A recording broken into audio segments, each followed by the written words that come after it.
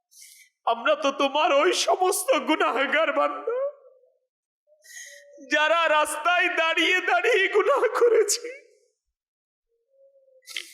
এ মওলা, আমরা তোমার ওই সমস্ত নাফরমান বান্দা যারা রাতের অন্ধকারে চুপি চুপি ঘরের দরজা বন্ধ করে গুনাহ করেছে।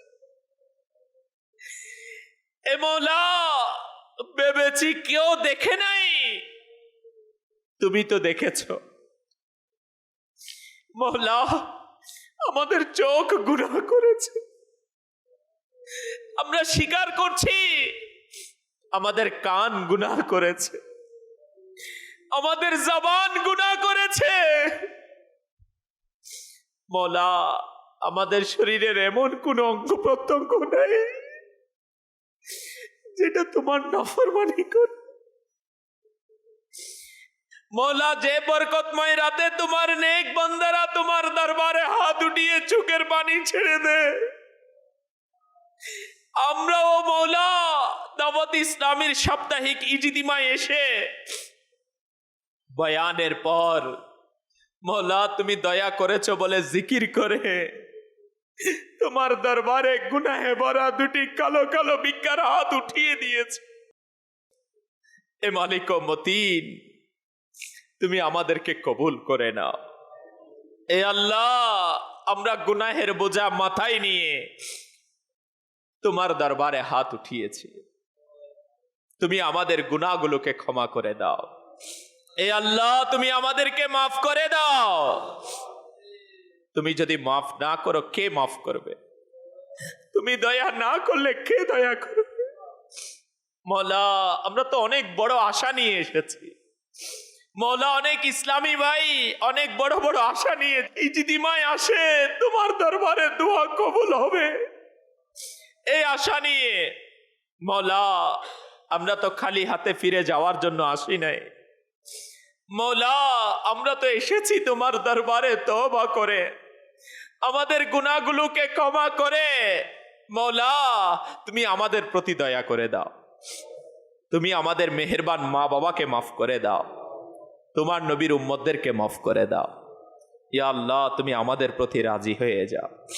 ইয়া আল্লাহ, আমাদের চোখের গুনাহকে ক্ষমা করে দাও, আমাদের জবানের গুনাহকে ক্ষমা করে দাও, আমাদের কানের গুনাহকে ক্ষমা করে দাও। এ মওলা, আমাদের শরীরের প্রতিটি অঙ্গ প্রত্যঙ্গের গুনাহকে ক্ষমা করে দাও।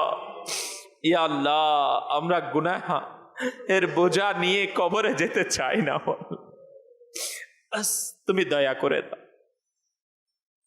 আমরা তো আজ তওবা করি, কাল আবার গুনাহের মধ্যে জড়াই যাই। ইয়া আল্লাহ, তোমার দরবারে আমরা ফরিয়াদ করছি, তুমি আমাদেরকে শয়তানের দুখা থেকে বাঁচিয়ে দাও, নফসের দুখা থেকে বাঁচিয়ে দাও। ইয়া আল্লাহ, আমাদেরকে ইজ্জতের জিন্দেগি, ইমানের সালামতি, ইখলাসের দৌলত, মদিনা শরীফের অলিতে গলিতে ইমান ও ক্ষমার সাথে আফিয়াতের মত নসিব করে দাও। ইয়া আল্লাহ, দূর দূরান্ত থেকে ইসলামী ভাইয়েরা ফয়জানে মদিনায় এসেছে, কেউ অসুস্থতা নিয়ে, কেউ ঋণগ্রস্ততার মধ্যে রয়েছে। ইয়া আল্লাহ, কেউ ঘরোয়া পেরেশানিতে গ্রেপ্তার। মওলা, কেউ ব্যবসার মধ্যে সমস্যা। ইয়া আল্লাহ, কেউ পারিপার্শ্বিক অবস্থায় এমন ভাবে রয়েছে মওলা, কাউকে বলতে পারছে না। তোমার বান্দা তোমার দরবারে তো হাত উঠিয়ে দিয়ে মওলা বলছে, মওলা তুমি তো প্রত্যেকের অন্তরের খবর রাখো। তোমার বান্দা তোমার দরবারে কি চায়, কার অন্তরে কি মওলা ফরিয়াদ রয়েছে, তোমার চেয়ে ভালো কেউ জানে না। মওলা, অনেকেই মেসেজ করেছে দোয়ার জন্য। এ মওলা, অনেকেই মাদানী চ্যানেলের মাধ্যমে হাত উঠিয়েছে, সোশ্যাল মিডিয়ার মাধ্যমে হাত উঠিয়েছে, ইস্তেমায় শামিল হয়েছে। মওলা, আমরা ফরিয়াদ করছি, যারা অসুস্থ তুমি তাদেরকে শিফা দান করে দাও। ইয়া আল্লাহ, যারা ঋণগ্রস্ত ঋণ পরিশোধের ক্ষমতা দিয়ে দাও, যারা বেকার বা আসান হালাল রিজিকের ব্যবস্থা করে দাও। ইয়া আল্লাহ, যারা ঘরোয়া পেরেশানিতে জর্জরিত তাদেরকে মুক্তি দান করে দাও। ইয়া আল্লাহ যারা হেতুক মামলা মুকদ্দমায় গ্রেপ্তার তাদেরকে আসানি করে দাও। ইয়া আল্লাহ যারা ব্যবসায়িক সমস্যা তাদের ব্যবসার মধ্যে বরকত দান করে দাও। ইয়া আল্লাহ যারা তোমার দরবারে হালাল রিজিক চায় বা আসান হালাল রিজিক দান করে দাও। ইয়া রহমান ইয়া রহিম, যাদের ঘরে মা বাবা অসুস্থ, সন্তান সন্ততি অসুস্থ, মৌলা অনেকে এমন রয়েছে মেডিকেলের মধ্যে দোয়া চেয়েছে, ইয়া আল্লাহ তুমি তাদেরকে শিফা দান করে দাও। হে মালিক মতিন, দাওয়াত ইসলামীকে বাংলার জমিনে ভুলো ভালা করে দাও। ঘর ঘর ইয়া রাসূলুল্লাহ নারাকে পৌঁছানোর তৌফিক দিয়ে দাও। ইয়া আল্লাহ দাওয়াত ইসলামীর জন্য যত অর্থের প্রয়োজন তোমার গায়েবী খাজানা থেকে দান করে দাও। ইয়া আল্লাহ দাওয়াত ইসলামের প্রতিটি ইনস্টিটিউটকে, প্রতিটি প্রতিষ্ঠানকে মৌলা তুমি নিরাপত্তা দান করে দাও। ইয়া আল্লাহ যেখানে মাসাইল প্রবলেম, ইয়া আল্লাহ তুমি আসান করে দাও। ইয়া আল্লাহ সমাধান করে দাও। মৌলা মদত করো, মদদগার পয়দা করে দাও। ইয়া আল্লাহ যারা বুঝতেছে না বুঝার তৌফিক দিয়ে দাও। ইয়া আল্লাহ বুঝার তৌফিক দিয়ে দাও। ইয়া আল্লাহ দাওয়াত ইসলামীর প্রতিটি প্রতিষ্ঠানকে, মাসাজিদকে, মাদারিসকে ইয়া আল্লাহ দুশমনানে রসুল, গুস্তাখানে রসুল এর সকল ধরনের ফিতনা ও ফাসাদ থেকে নিরাপত্তা দান করে দাও, হিফাজতি নসিব করে দাও। ইয়া আল্লাহ সকল আশিকানে রসুলের জান মাল ইজ্জত আবরুকে হিফাজত করো। আমির আহলে সুন্নাত দামাত বরকাতুহুল আলিয়া সহ সকল পীর মাশায়েখ উলামায়ে আহলে সুন্নাত, ইয়া আল্লাহ নিগরানে শুরা, আরাকিনে শুরা, জানেশিন আমির আহলে সুন্নাত সহ সকল জিম্মাদার ও জিম্মাদারা, সকল ইসলামী ভাই, ইসলামী বোন এর প্রতি খাস খাস রহমত নাজিল করে দাও। যারা পৃথিবীর প্রান্তে প্রান্তে তোমার দ্বীনের সুন্নিয়তের খিদমত করছে প্রত্যেককে কবুল আর মঞ্জুর করে নাও।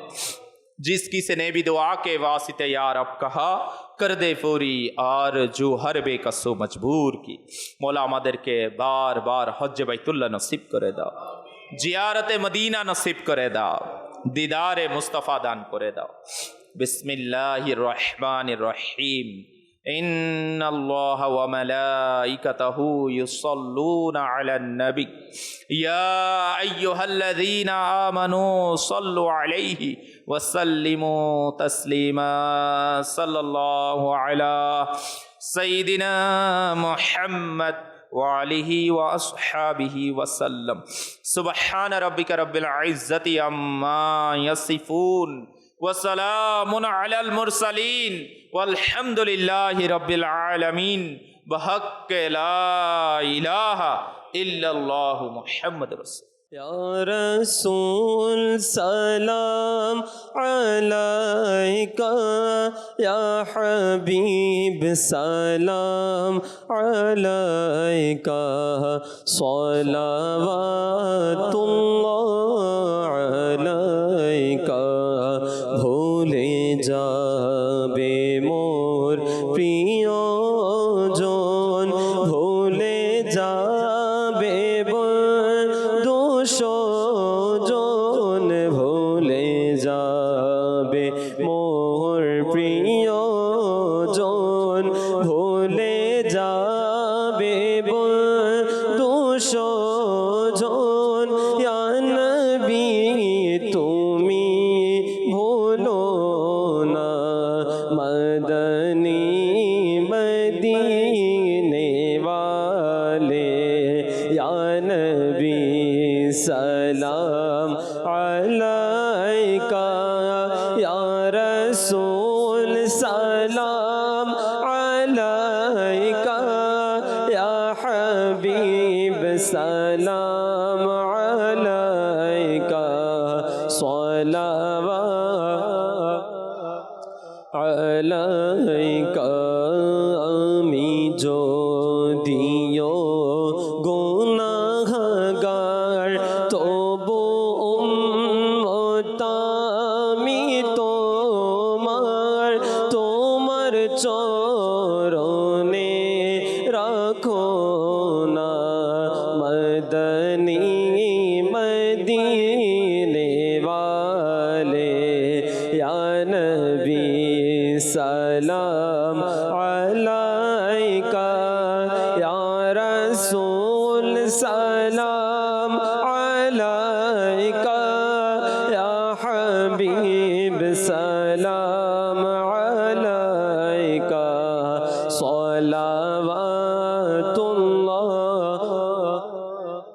का जे सुहानी घड़ी चमकाते बाका चांद उस दिल अफरोज़े साअत पेला खो सलाम मुस्तफ़ा जाने रहमत पेला खो सलाम गौसे आज़म इमामो तो का वन्नो का गौसे आज़म इमामो तो का वन्नो का जलवाए शाने कुदरत पेला खो सलाम मुस्तफ़ा जाने रहमत पेला लाम डाल दी कल्बों में अज़मते मुस्तफ़ा सैयदी आला हज़रत पहला खो सलाम फैज़ से के लाख नमाज़ी बने फैज़ से जिनके लाख इमाम सजे उस अमीर अहले सुन्नत पेला खो सलाम मुस्तफ़ा जाने रहमत पेला खो सलाम शम्अ बज में हिदायत पेला खो सलाम। আসুন প্রিয় ইসলামী ভাইরা, আমরা আমাদের বৈঠক থেকে ওঠার দোয়া পাঠ করে নিই, কেননা এই দোয়া পাঠ করার দ্বারা আমাদের বৈঠকের মধ্যে যদি কোনো ভুল ত্রুটি হয়ে যায় আল্লাহ পাক ক্ষমা করে দিবেন, আর যা নেকি হয়েছে এর উপর শিলমোহর মেরে দেওয়া হবে। আসুন আমরা মুখে মুখে পাঠ করি। বিসমিল্লাহির রহমানির রহিম। আসসালাতু ওয়াসসালামু আলাইকা ইয়া রাসূলুল্লাহ وعلى آلك وأصحابك يا حبيب الله سبحانك اللهم وبحمدك لا إله إلا أنت أستغفرك وأتوب إليك سبحانك اللهم وبحمدك لا إله إلا أنت أستغفرك وأتوب إليك سبحانك اللهم وبحمدك لا إله إلا أنت أستغفرك وأتوب إليك الصلاة والسلام عليك يا نبي الله وعلى آلك وأصحابك يا نور الله بحق لا إله إلا الله محمد رسول। চারিদিকে হোক প্রসার নেকির দাওয়াত, উম্মত হোক খোদা ভীরু হে রাসূল।